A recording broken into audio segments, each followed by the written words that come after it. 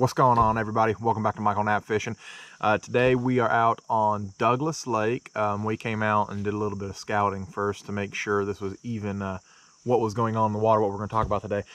We are going to talk about the fall transition from these bass moving from the summertime pattern into the fall time pattern, where they're going, how they're getting there, and all that jazz. So let's go, guys.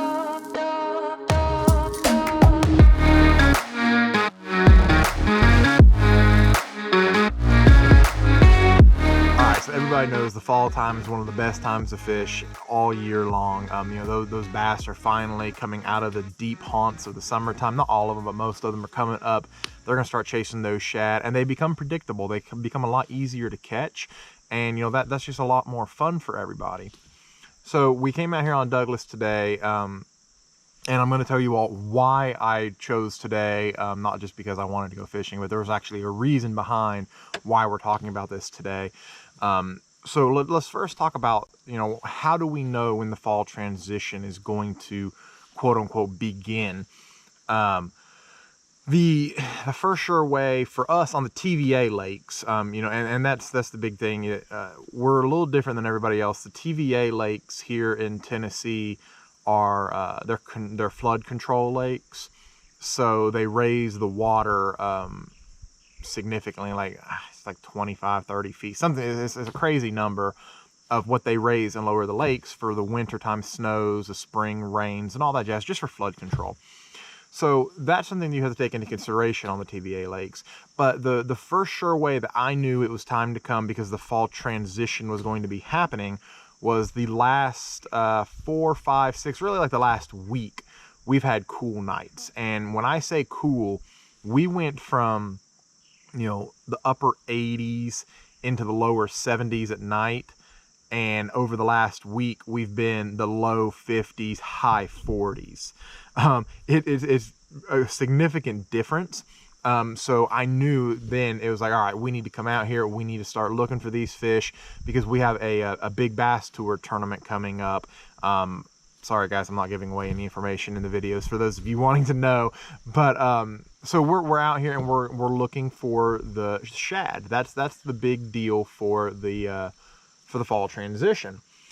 So as soon as that air temperature at night, the nighttime temperature, start hitting cooler than usual, you know, I'm not going to say that there's a definite for sure when it hits 60 degrees like that's, you know, it's different for every part of the world.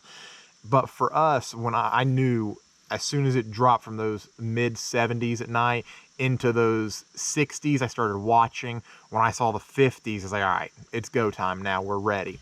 So last night's low was 48, the night before was 52, the night before that was like 48. So we're right in that little pattern area of where I wanted to be. So the transition, where they're coming from. Everybody knows out in the summertime, they're going to be out on the ledges, they're going to be out deep, they're going to be on main points, they're going to be in wood. You know, those are your kind of your summer staples. That's what you're used to. So when they start moving, they're going to do the same thing that they do when they come in for the spawn. They're going to be using the exact same routes. So I don't think we did a video. No, we didn't do a video because I wasn't really big into doing, you know, my weekly videos yet. So we didn't actually do a winter into spring transition video. So we'll be sure to do that this year. But so this year, what we're going to do for the summer into the fall transition, they are going to be looking for those quote unquote main highways. What they're going to be coming into, what they're going to be following to get into the coves to chase these shad. These shad are already back in the coves. I'm pointing to the cove that you can't actually see. But there's a cove out here, and I actually have some shad popping, so I know the shad are here.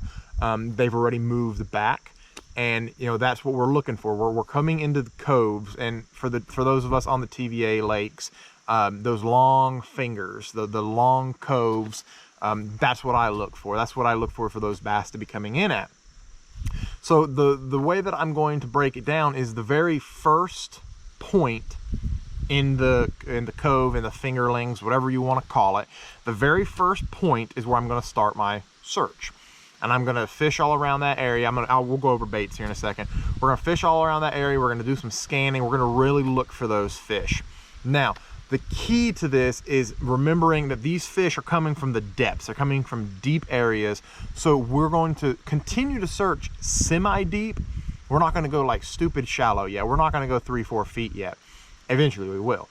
But for now, we're gonna keep out there and we're gonna look for those points that have deep water access. So we're looking for those points that are in 30 to 40 feet of water that come on up into 10, 15, 10, 12, even, you know, lower, into the shallower areas. So that's what we're searching for. We're gonna scan those areas and we're gonna really look for those points that we feel are gonna hold fish. Now, once we go to the first one, we search around the area, there's no fish, okay? Let's move into the second point. Let's go to the next point up. We're gonna search around that area. We're gonna keep doing this until eventually we start marking fish, and we're gonna start marking those schools. So once we mark those schools, now we know, okay, this is where they are, let's start fishing for them, all that jazz. Now, the one thing that a lot of people don't take into consideration, once you find those fish, say you're in this pocket and you find them on the third point back, 12 feet of water, and it's all rock, you can run that pattern in the entire lake just about. This wind just picked up all of a sudden, and I'm sure it's going to be extremely difficult for you all to hear me, but we'll keep going. So you'll be able to run that pattern for the entire lake, and you're going to be able to pull into these pockets. You'll pull up your Navionics, pull up your pockets that you're looking at, and count them back. See your third point, there's rock there, go to that one. I'd be willing to bet you're going to find your fish there. If you don't find your fish on that point, go one up, one back. The fish are going to be in there somewhere in that general area. Now, a lot of people are like, well, what if I come up to a point that just looks really good, but it doesn't match the pattern, all that jazz? Fish it. Absolutely fish it, guys, because you got to remember what these fish are going to be doing is they're looking for the absolute best spots to move in on. So, for example, when we're going on a road trip, when my family and I go to Florida, go down to Lake Okeechobee, we make our stops based on what we like. We want to stop somewhere to get gas that has good food, good gas, nice rest area. So we're actually going to pick the bigger, nicer areas, the ones that catch your eye the most, that are newer, that look good. The bass are going to do the same thing. They're going to pick the areas that look best to them by their eye. Something that's got good cover. It's got good ambush points for them, nice structure underneath, something that they are able to sit there, relax on their transition in, be able to ambush food, and still be able to be comfortable there and get ready to move on in some more. As the year goes on, or I'm sorry, as the season goes on, they're going to continue to move into the next point, next point, next point, next point. Now, not all of your fish in the lake are going to do this, but majority of them do. Those are the fish that I chase, because everybody knows I'm a shallow power angler. That's what I like to do. So those are the fish that I chase. Now, you are going to have some of those fish that stay deep. They're easy to catch too. Once you mark them, you can go out there with your crankbaits, your normal deep diving stuff, Alabama rigs, glide baits, swim baits, stuff like that, and you're able to catch those. We'll come back around to the baits here in just a second.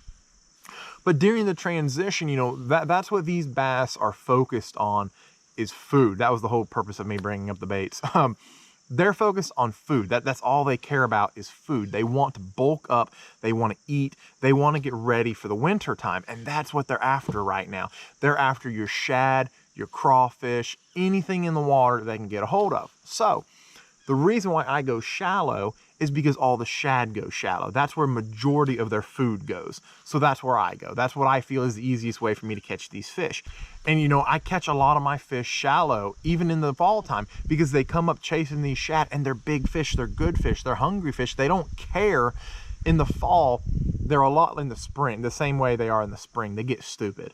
You know, in the spring, they're hungry and they're wanting to make babies. They're stupid. They just want to come in, hurry up, do their jobs, and get back out. So they're vulnerable. They're the same way in the fall time. They're coming in, they're trying to find food, they're hungry, and they're stupid. So that's what we're going to be targeting in the fall. We're going to be going after all of these shad. I'm looking out here now, and they're popping like crazy, and it's killing me not fishing right now, but we had to get this video done real quick. So that's the target. That's what we're going after. We're chasing the shad, or if you're going out deeper, you can chase those crawfish. So let's go over baits real quick.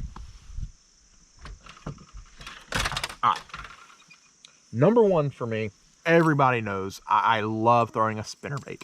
So #1 search bait for me is the Lick Creek Custom Lures MK Signature Series spinnerbait. I have Hiddlebrant willow blades on there, chartreuse and white, and it is tipped with a X-Zone Lures 4-inch grub. That's my go-to for a search bait during the fall transition. So, #2, my second bait that I absolutely love for a search bait is a vibrating jig. This is the Lick Creek Lures Reconnaissance. This is I think he calls this Tennessee Shad or something along those lines. But it's a hidden weight, so I like the way it sits in the water better. And I've got that tipped with a X-Zone Lures Swammer. That's a 3.5-inch swammer. That's my other search bait. I have a few search baits. My next 2 search baits are a little more, there's no flash to them. That's kind of my deal. I have 2 baits that have a little flash to them, then I have 2 baits that have no flash to them. So my second bait is going to be the X-Zone Lures Swammer by itself, though. It's just the swammer. I have that on a Woo Tungsten swim bait hook. That's the 1/8 ounce. You can see it over there. Woo Tungsten 1/8 ounce swim bait hook. And that's just the 3.5-inch there. A very subtle bait that comes through the water. It still dances really nicely because it's got that wide wobble action in the tail. But it's a different look for those bass that they don't really see very often. My next moving bait that I really enjoy throwing during the fall transition is a bait that I don't talk about a lot. I don't really like to talk about it a lot because I didn't want a whole lot of people knowing about it and it getting out, but it did eventually get out a few years ago. My dad and I have wrecked on this bait for, those fish are killing me right now. My dad and I have wrecked on this bait for a really long time on Cherokee and Douglas, but it's the Spro Little John. This is the sexy shad pattern. My dad swears by this bait. He loves this bait more than anything. He'll throw this. It does not matter. He will throw this year-round, 365 days a year he throws this. And I really enjoy it for the fall because it's a small profile. It's a small profile crankbait. It still dives to 10 feet with the right line and everything, but I really enjoy how small the profile is because in the fall time, a lot of the time, those bass are chasing small shad, not necessarily large shad, but small shad. So that's why I like to go down to a little bit smaller of a crankbait. The next bait I don't have rigged up yet because I just haven't had time to. I just got them the other day from Lick Creek Custom Lures. All right, and that is the buzz bait. Lick Creek Lures just started making buzz baits for me. I've been begging him and begging him and begging him for years to do this. He never wanted to do them. I finally convinced him to this year. So these are my new buzz baits that he makes for me. And a buzz bait is a great search bait, a really great bait to be able to cover water well. It gives off that irritating clack. It's just an all-around great search bait that these fish just cannot stand. So another great bait. I get asked a lot, do I tip these with anything? Sometimes I will. Sometimes I'll put like a rage toad on there or something along those lines. I'll put a X-Zone Lures muscleback crawl on there sometimes, or a rebel crawl, rebel chunk. But a lot of the time I'll just run it plain. I'll put a stinger hook on it and I'll just run it straight. You know, it's really all up to you guys what you run tipping it wise as a trailer. I don't really notice either way better or not. So that's up to you guys. Y'all can make that decision on your own. All right, guys, now this is the last bait. I'm sure all of my Instagram followers that follow me heavily and that are watching this are like, where's his #1 bait? Like why hasn't he said this yet? Everybody knows this bait. I'm sure you're sitting there thinking, oh, well, he's gonna bring a jig out because that's his go-to bait, and you would be correct. A jig. This is the Lick Creek Custom Lures MK Signature Series jig. It's got a that's the X-Zone Muscleback Finesse. It's a 3.25. It's smaller than the other ones that I run, but in the wintertime I do downsize every now and then. I'll keep the big sizes too, but I like to also have the downsize available. So the jig is a huge player. Well, let's be for real, it's a huge player year round, but in the fall time it imitates those bluegill, it imitates those craws. You can get these jokers anywhere into heavy cover, anything like that, fishing docks and all that jazz. So you all know I always have it on deck, but this is a big player for me in the fall. And it's one of those deals of don't just throw it at targets, fish it for a second, and then bring it on back. Swim this thing, move this thing around, make it dance, make it do all kinds of erratic things. Treat it like a vibrating jig without a blade. You know, it's essentially just a swim jig, and it's a vibrating jig without a blade. You know, it's just great for being able to imitate those shad profiles, bluegill profiles, stuff like that, that yes, you pitched into your target. You may not have gotten bit, but why stop there? Why not increase your chances and go ahead and swim it back, hit other targets on the way back, and try to imitate, try to get a little bit more of a bite on another imitation of it. So that's another go-to of mine. I actually fish this a lot more than I actually fish my moving baits, believe it or not, because jigs are my favorite. Let's just be for real. And they're all around great baits. All right, guys, that's it for today. I hope you guys really like this video. I hope it kind of explained to you all a little bit about the fall transition and how I look at it and what I'm after and how I fish it. We're going to hopefully go out here and catch some of these fish. Maybe that'll be Friday's video because I really want to catch some of these things. But if you guys like this video, do me a huge favor. Hit that subscribe button, hit that like button, leave me a comment down in the comment section below. I would greatly appreciate it, guys. Take care. I'll catch y'all out on the water.